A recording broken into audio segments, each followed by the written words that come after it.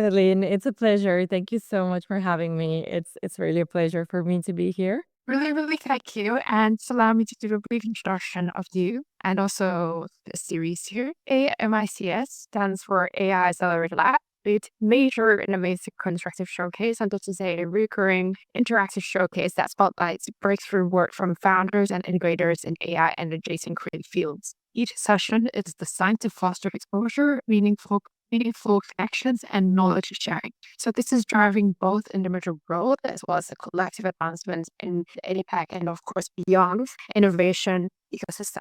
So we're very, very happy to have Rada Daleva here today, who is an architect and a founder of Daleva Design.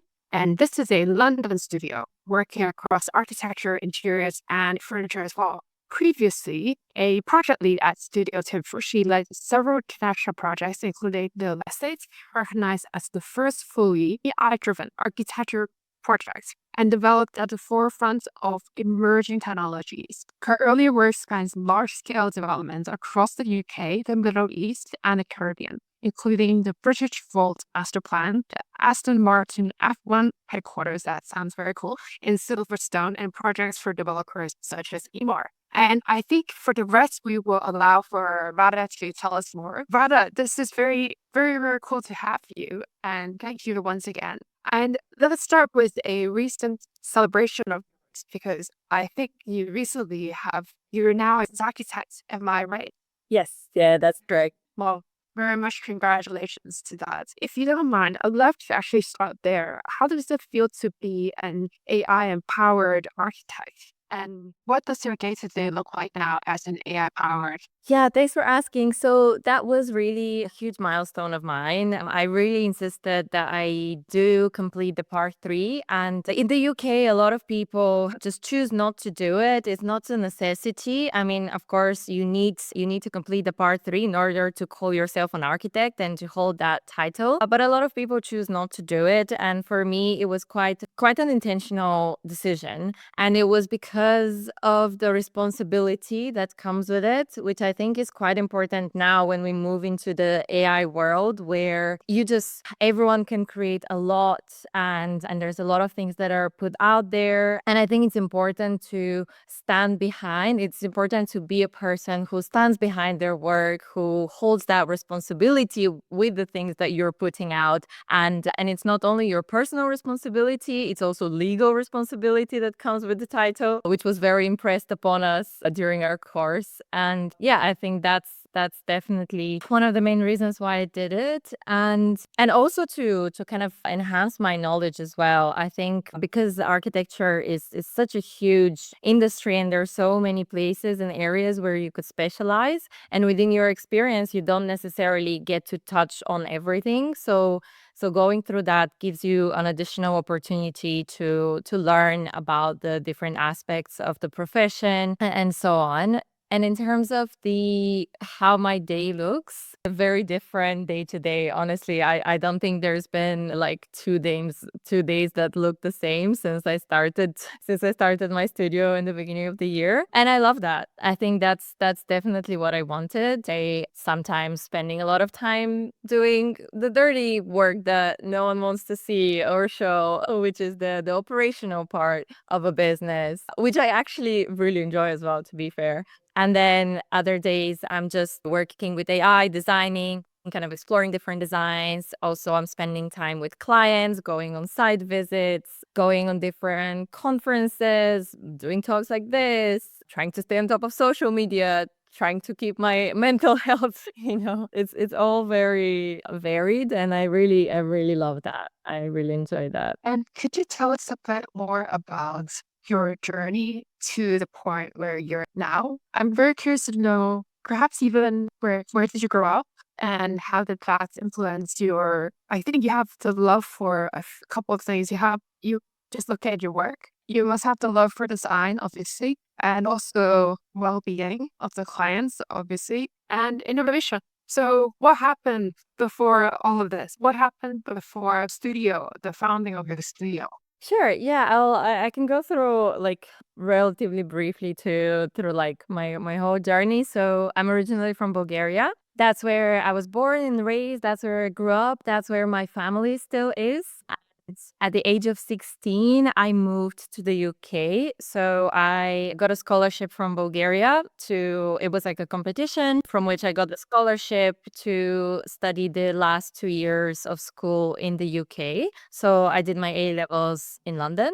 And then I stayed after that. So I did my bachelor's and master's in architecture in the UK. I did my bachelor's at Oxford Brookes and my master's at Westminster. And then I did my part 3 at the AA, the Architecture Association. And in between, I did a couple of different work experiences. And also, I always had that entrepreneurial spirit, I guess, because along the way I tried a couple of other things as well that were like some businesses that I started, but then I pivoted because they weren't really focused on what I wanted to do long term.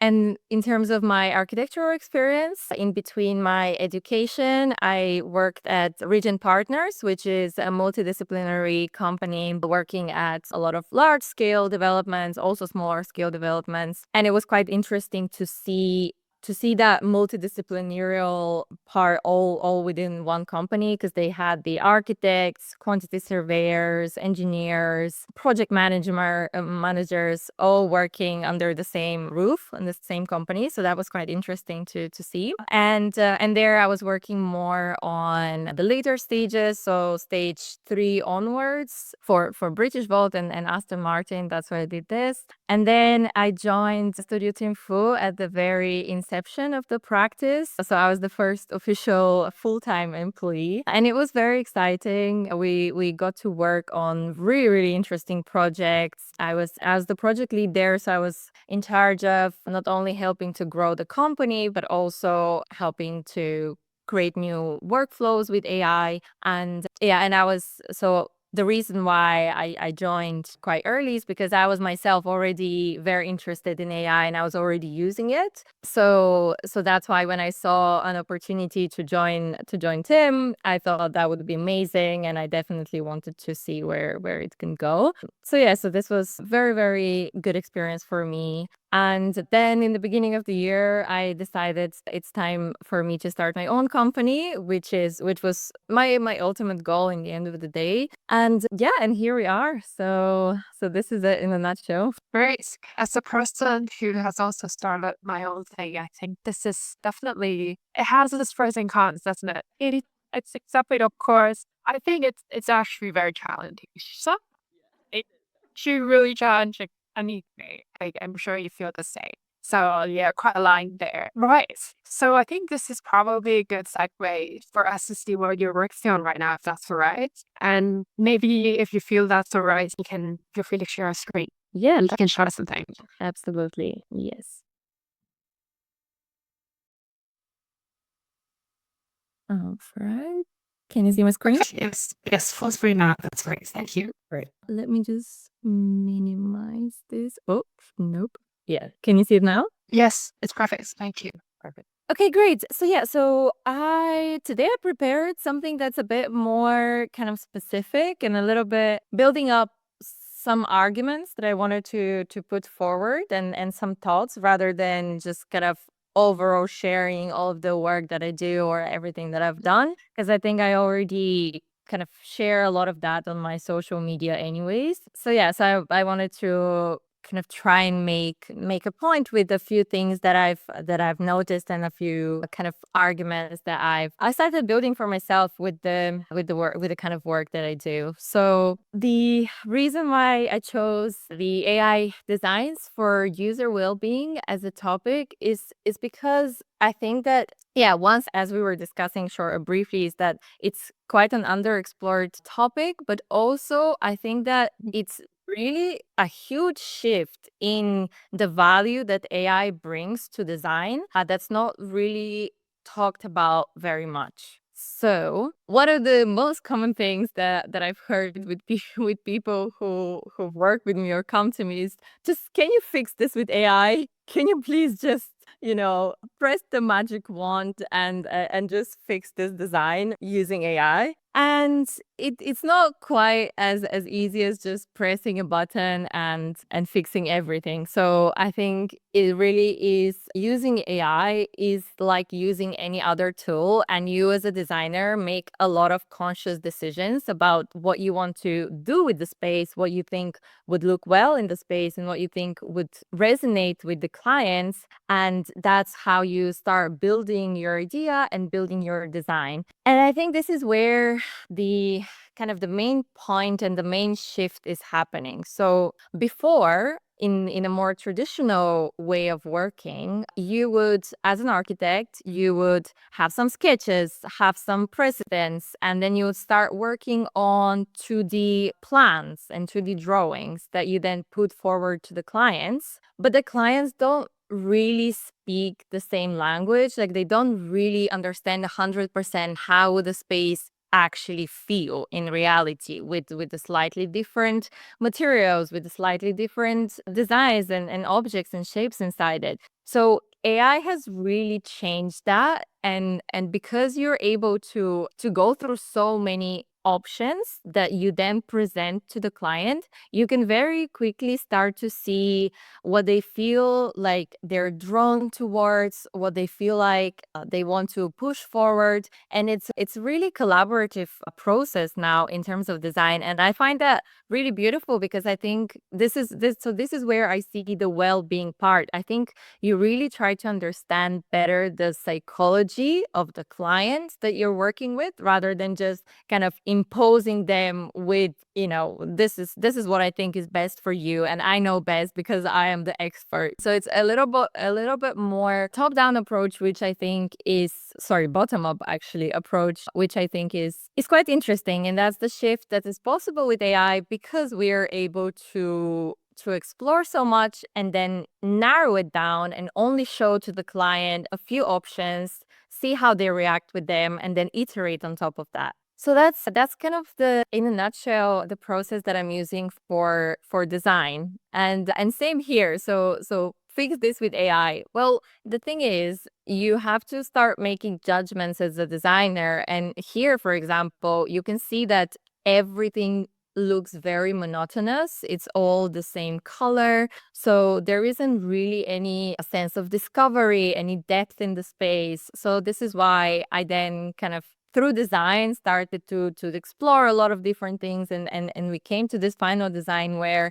there's quite a few different interesting elements, but they also work together. There's depth in the space, there's a bit more different colors, but it still feels quite calm, which is what the clients wanted. So all of these were kind of very conscious design decisions. And another one here. So this is in the same project that I'm currently working on. And so I was brought later on in the process, where there was already an architect involved, but then the clients reached out to me, and because they were not quite satisfied with where they were getting, they brought me on board, and they wanted me to make as much as I can with as little changes as possible. And so here, for example, which is one of the entrance door and a partition wall that they wanted to have, which are very close together, but they speak a completely different design language, then my solution was this, which I kind of took the concept of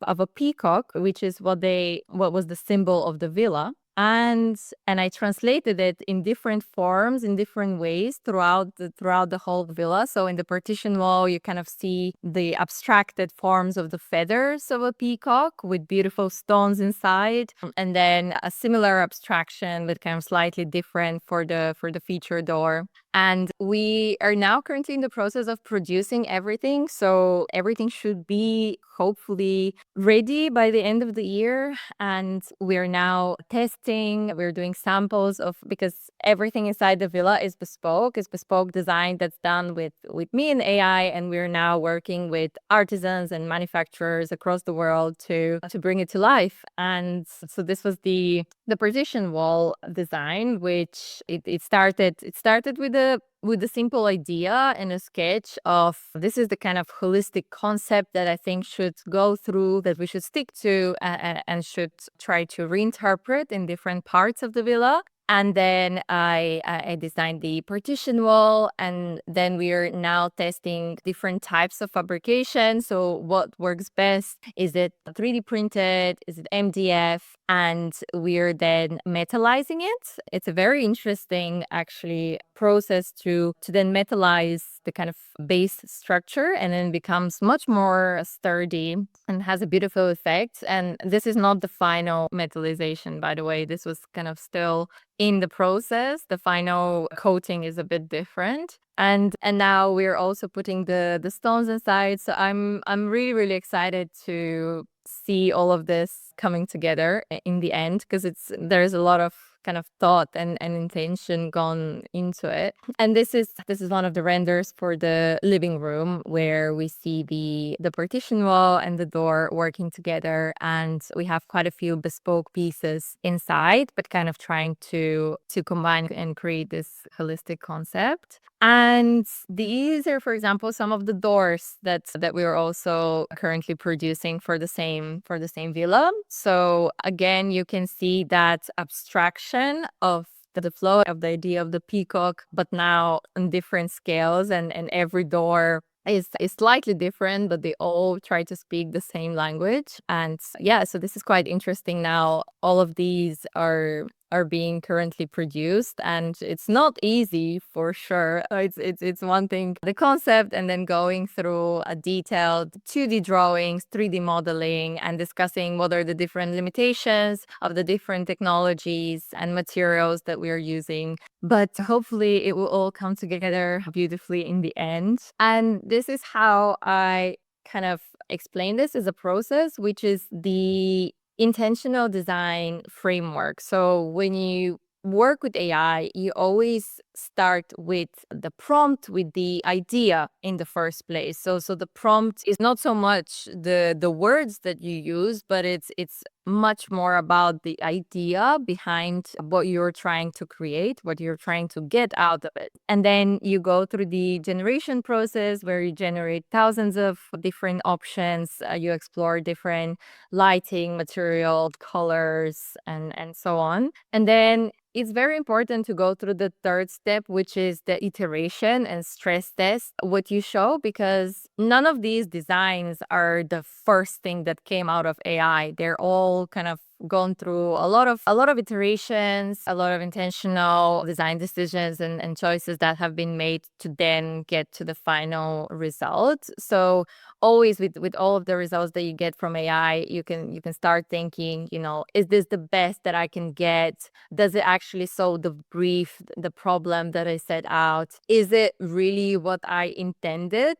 to make? And it doesn't always have to be 100% what you originally intended. I think it's also sometimes quite interesting to let yourself a little bit free and be more open and creative, and you can deviate from your original idea because you've suddenly explored something that's much more interesting and much more beautiful and better. And in fact, the ultimate goal should be, is this the best for the clients? So it's not about, is this the best for you? Is this the best thing that you can get for the clients? And I think that really democratizes design a lot, because now you, as I mentioned earlier, now you work a lot more collaboratively with your clients, and because you're able to explore much more with them, you start to understand better what they like, what would make them feel good in the space. And this is ultimately what you want to get in the end of the day, and deliver this final product, which works well for your clients. And yeah, this is it. I mean,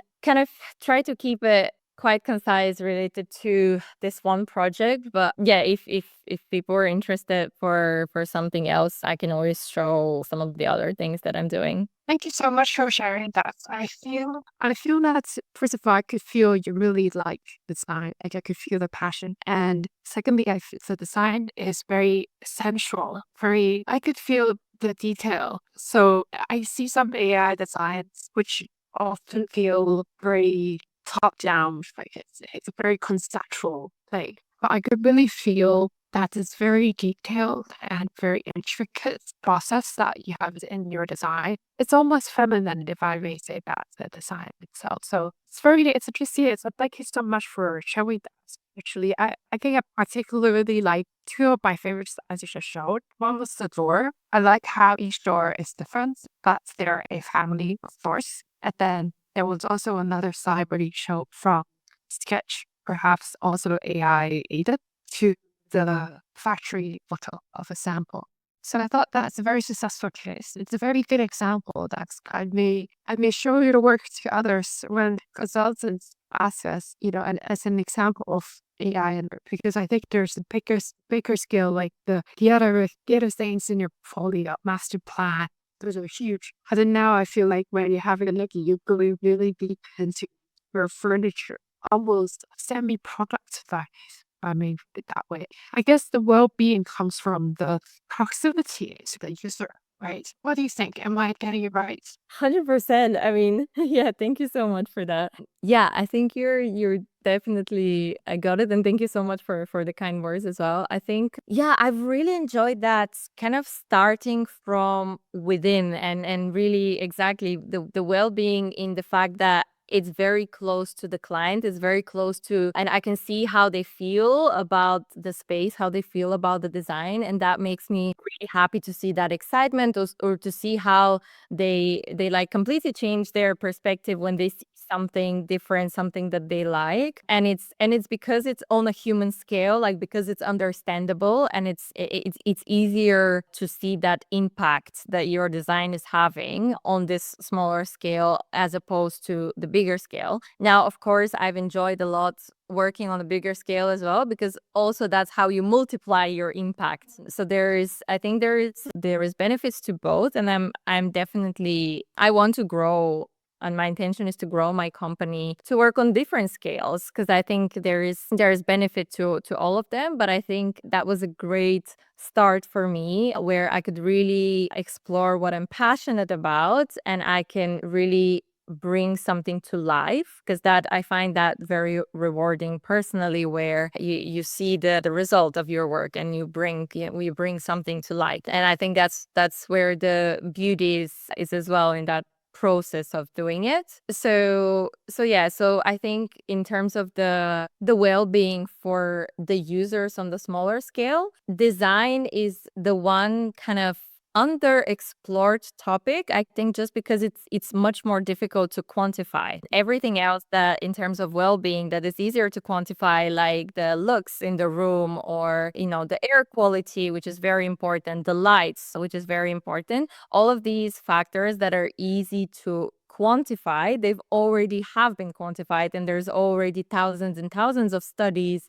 on neuroarchitecture, on biophilic design, with all of these qualities, which AI is now enabling to be quantified much better as well. But I think the reason why I focused on the design part of well-being, and specifically working more directly with the client, is because I feel like that's just less explored, in that sense that people don't necessarily always talk about it in that way directly, that design that makes you feel good, that looks beautiful, is good for your well-being in the end of the day. I think that's something I'm very curious about, and is really inspiring my work, is the duality that nature manages to get between efficiency and beauty. So like in nature, you never really have to choose between if something is efficient and if something is beautiful. It's always both. And that's what I try to do with my designs. I try to make them beautiful. I think making a design beautiful is a word that a lot of people just avoid, and it's almost like a taboo to say it. You always want to talk about the efficiency of the design, which is equally important, I think, in my opinion, for the well-being of a person in a space. And I think that's why I start from the inside, and then I build it out, because I think the industry is quite separated. So usually architects would very rarely touch the inside. You'd work on the exterior and on the bigger scale. But I think it's actually quite important to start from within. So you start from like the human, the person that's gonna inhabit the space, and you start from the smaller scale to then build the story, to then understand how to grow the building from the inside, basically. Yeah. Wonderful. What would be your dream project, actually, if I may ask? Wow, that's a good question. My dream project. I don't think there is like one specific thing that I would love. I think for me it's more about the impact that I would have. So I don't think I can necessarily define my dream project by the type of building, but it would be something that has a big impact, either the people who are there in a community, so it's kind of like improving their lives in some way, or it's a cultural center that is preserving some unique part of culture, or yeah, it could be a lot of different types of buildings or types of project. But I think what would make me really happy is to see that I've made a positive change in some way in people's lives. Perfect. And the AI is changing, evolving all the time. It's often quite challenging to navigate the new tools as well. Do you have a strategy for that for yourself? Yeah, 100%. I think it's so important to stay on top of it constantly, and if you lose track, you can very easily and very fast feel like you're left behind. So my strategy is just always to try and test, well, first to try and look at the news and to stay informed in terms of the news, whether the new things that are coming out. And then secondly, to immediately test it, because I think that's one thing where you read about it, you hear about it, and you can start feeling overwhelmed by all of the different technologies. But I think it's equally important to just spend some time to actually test it, see how you can adapt it to your workflow. And yeah, so I definitely try to spend some time doing that. It's not easy for sure, because the more, yeah, you constantly have your work to do, and this is something that you add on top of it. So it's definitely not easy to add it into your already very busy schedule. But I think it's important for the future of the business, and it's also interesting. I mean, I think I was genuinely quite curious in the first place about AI, and I think that's what led me to do what I do, because I was just having fun with it. Yeah. Yes, I think that's the best way to start. And currently, who are your target clients? Which type of people would they be? And how are you reaching them at this moment? Yeah, so there's two types of clients that I currently targeting, and there are, clients that I would like to target in the future. So the current clients that I'm targeting are private individuals that are owners and want to develop their high-end private residential property, because this is something similar to what I'm currently doing, where it's all about all of the details and the refined work that is quite interesting, and the bespoke pieces that would go inside. So I think that's kind of one target group.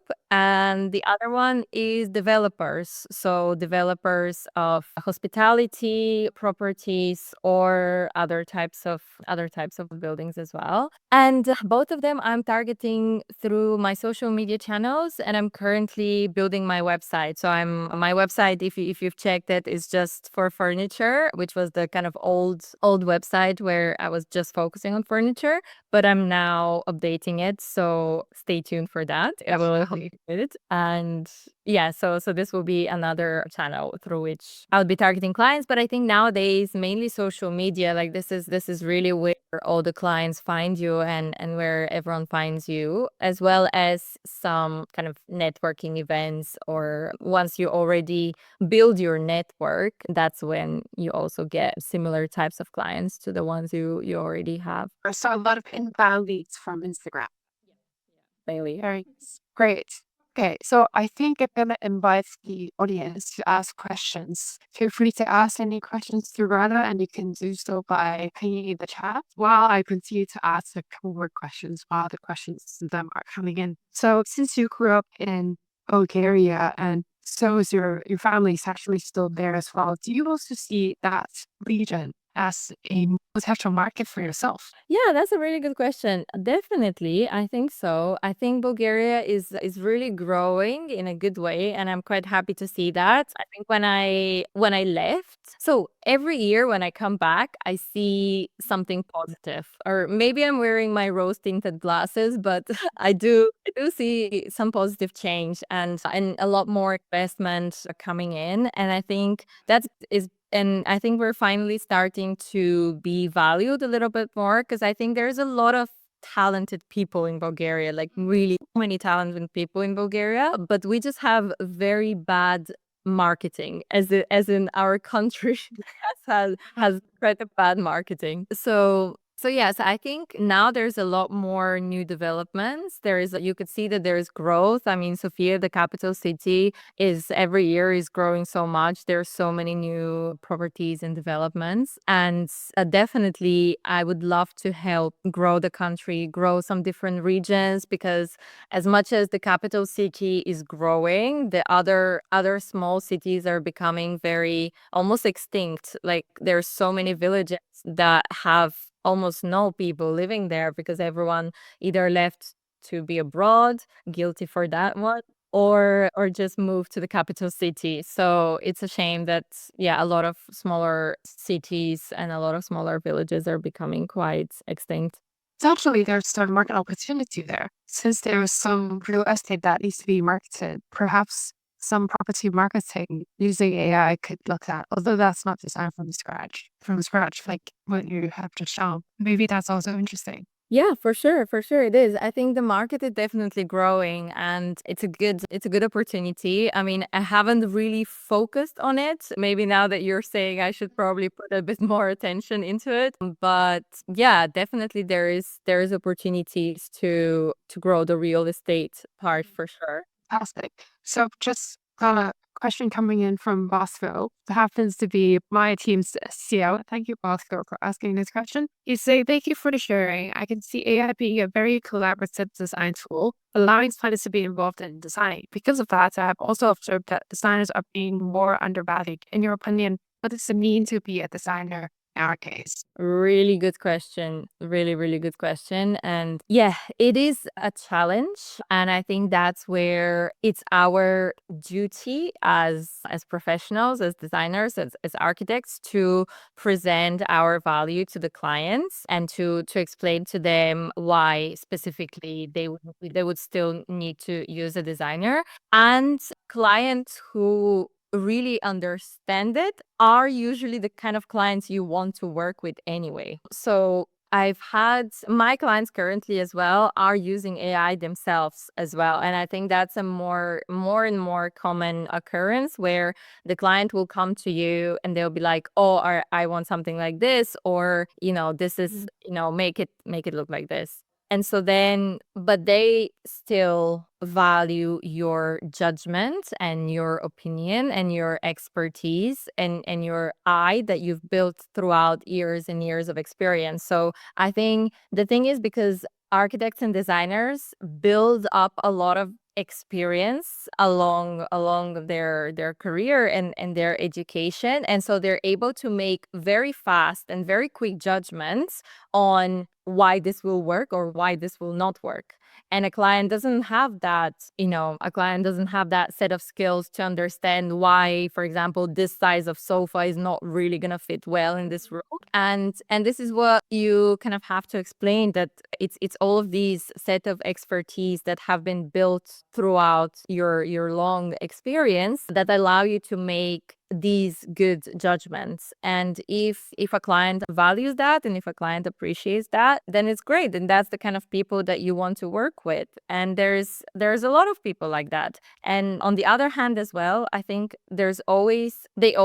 clients always still need a person who would execute that. So it's one thing to just come up with one quick idea that looks very resolved, because this is the danger of AI, is because now everything looks very resolved, it looks very plausible, it's very convincing. So it's one thing to see that, but then it's another thing to actually go through the process of finding all of the bits and pieces. I'm speaking currently for interior, let's say, to find all of the stones, all of the pieces of furniture, to order them, and so on and so on, to like lead this whole process. So I think that's where I also see a big value for architects to shift their perspective from just drawing 2D drawings to taking a lot more responsibility in that holistic process and doing a lot more of the project management. So trying to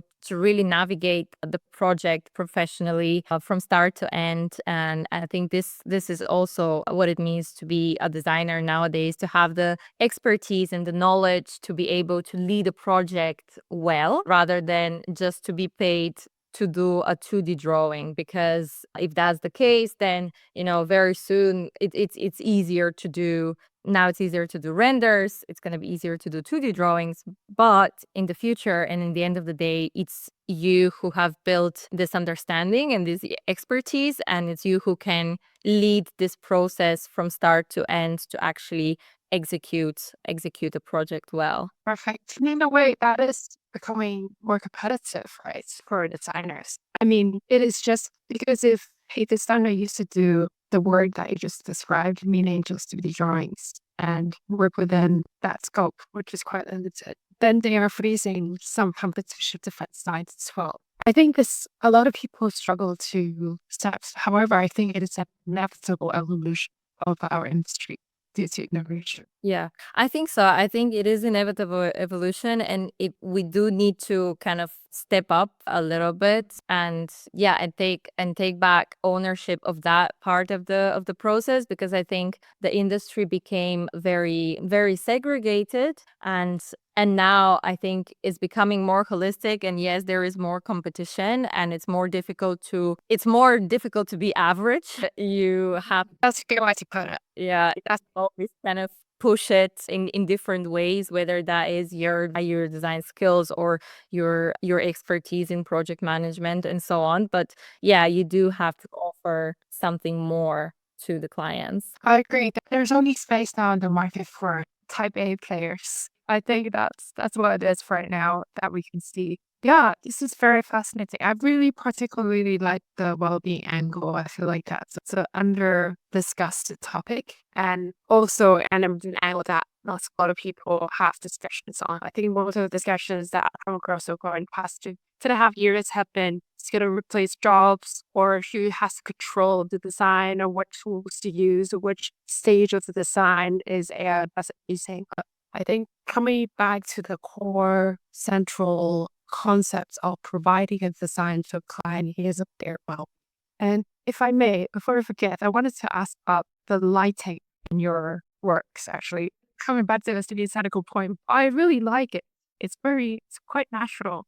Do you have any, like, is particular style, or you have trained your own lore model for that type of light? What have you done for that? Say sure. Yeah, thank you. Yes, I have. So I have trained a couple of different models with different types of lighting and materials that I like, on different designers that I admire as well, and different spaces that I think feel good. So yes, actually, thanks for noticing that. I think because I think lighting is very important in the space and the way it's presented. I do have more specific kind of set of targeted for the light, and also for different design styles that I use based on the project, and then I edit it. And so then again, like, as soon as a client sees different types of lighting in the space, and this is something that I've shown, like different daytime lighting, at night how it's going to feel with different luminance, and when you see it in such a realistic render, it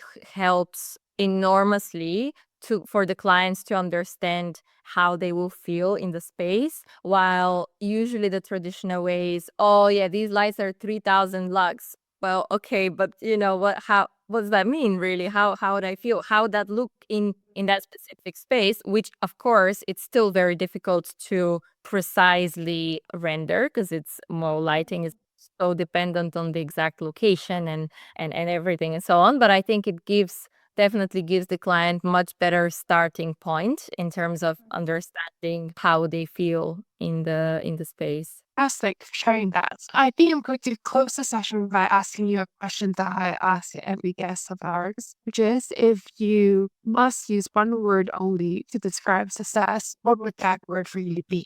Success, to describe success. Yes, your success. Ooh. Okay, there's two. One is freedom. No, Studio. It's great. I'm kidding. Go ahead. happiness. Okay. I think Okay, it's beautiful. yeah, I think in the end of the day, if you are successful and the kind of success that you've managed to achieve, whatever that may be for you, makes you happy, I think that's ultimately the goal. And success looks very different to everyone. So yeah, I think happiness would be the But currently, your freedom is making you happy. So that's success. yeah. It's wonderful. I lied. I have a bonus question, if I may. So, what is something that is there anything that you feel that we haven't spoke feel it's actually very important and like to talk about in regards to AI and design? Yeah, there's one thing that you briefly touched just in the last 5 minutes, but maybe it's good to expand on that, which is that it really with AI design, a lot of people focus on, and I constantly get asked this question: what tool did you use, and what technology did you use? What are the workflows and processes? And I think it's just so it's a misconception that having this secret sauce and this secret tool and this secret process is what's going to really differentiate your work. It really isn't the case. Like there's nothing necessarily groundbreaking in terms of the tools that we are using. The tools are already out there. The tools are accessible, and we're all using similar tools. And while, for example, in the beginning of the AI boom, it was a lot more difficult to get the information in terms of which tools are working, which are not. And it was, for example, at the time I was learning the Comfy UI, which was very important. But then Nano Banana came in and it just, it did almost the same thing that you could with Comfy. Now, of course, there's levels to it. And of course, if you build an incredibly interesting workflow and so on, you could be ahead of the game and you could do better work, but it's not about the tool. It's really not about the tool itself. It's about how you're using it. What are the ideas that you have? How are you pushing it? And are you being flexible? Like, are you being able to change the tools? Because if you've built this amazing workflow, but you've built it on a tech that is then going to be superseded and you can't easily replace it, then you can't do that anymore in the AI age. You have to stay flexible and you have to accept that the tools will be changing, and the tools that are good now and people are learning now might not be in the next 6 months. And you have to you have to understand that it's more about your mindset and the way that you approach using the tools and you approach designing rather than the tools themselves, which of course greatly help the design process and change it. But all I'm saying is that it's not, they're not doing 100% of the work, of course. Understand. That's very well said. In fact, that sounds like pretty good sound bites. I might put that into a little snippet.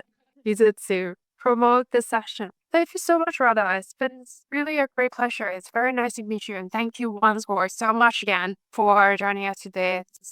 And I hope to keep in touch on. Thank you so much, Adeline, as well, for having me. It's been a pleasure. Really interesting conversation. Thank you. Thank you and have a great day. Thanks everyone for joining as well. Cheers. Bye. Bye.